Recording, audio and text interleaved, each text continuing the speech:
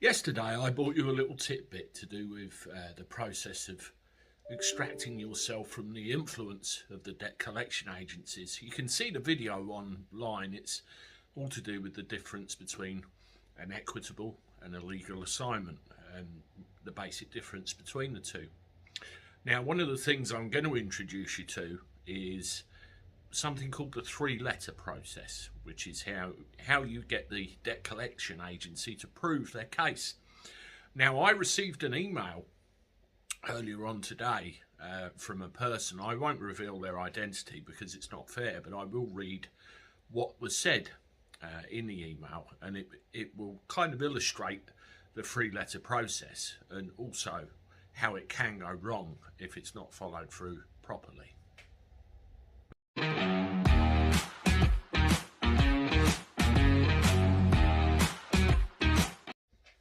Hello everybody, welcome back to the channel for a Thursday. Hope you're doing alright. Andy the Cabby live from the garage.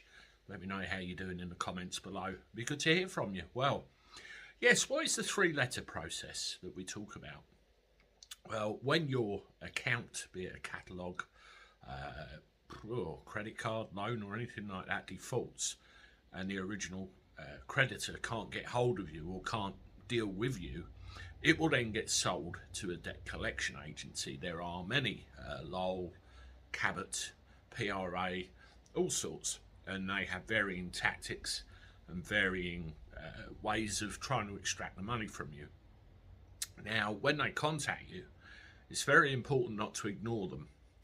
What you have to do is go about sending them a series of letters, what we call the three-letter process, which basically puts the burden of proof on them that they can,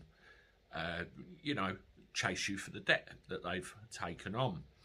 Now, I'm going to do a live stream showing you all the letters and things in more detail, but I received an email today which I think is important to read, and it will show you, two sides of the coin. So here we go. Now, I received this morning.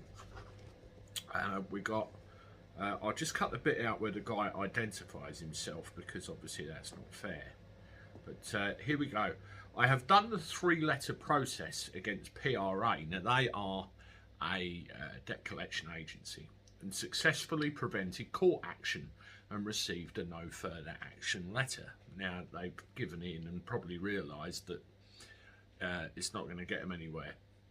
However, this did not work with Lowell.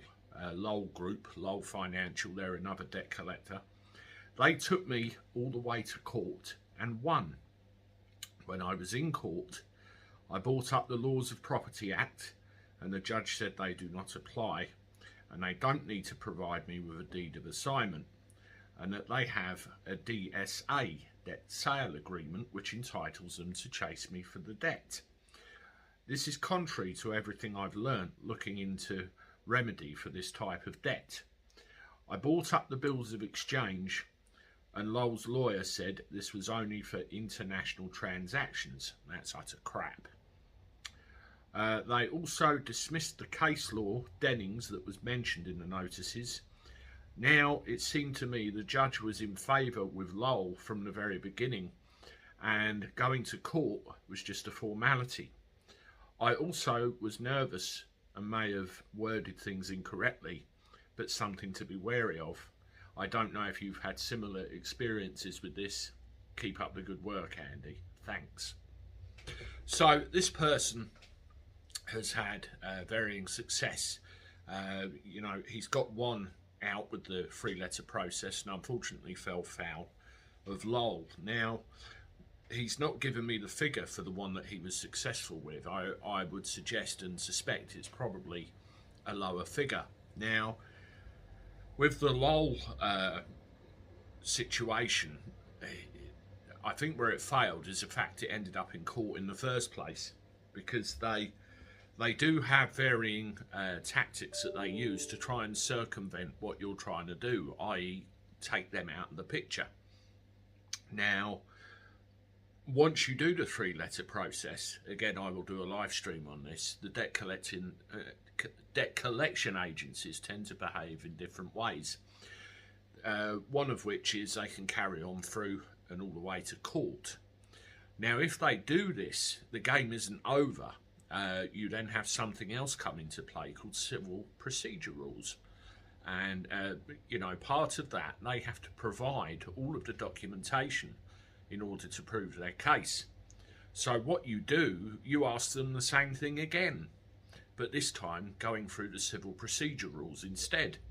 If they fail to disclose that information, you then write to the judge outside of court and say, you know, in an effort to stop this hearing from going ahead and saving everybody's time, please order them to release the information I've asked for. Now, a judge will either do that and order it, or they will get you to fill in a form called N244, which will, you know, place an order saying cough up or the case is struck. So there are things you can do. This is just a, you know, 50-50 one where the guys had mixed success, but the message is don't give up. There are things you can do at each stage of the process, and I will start with the live showing you the basic three-letter process and go from there, and we can cover any eventuality, anything that might happen. Listen, I intend to do a series of these videos because it's very important, and that story of the lady that was getting bothered the other day really pissed me off. Please like and share this, hit the subscribe button on the channel so you're notified everything we do when we do it. That'll be great. I'll see you soon. Toodaloo.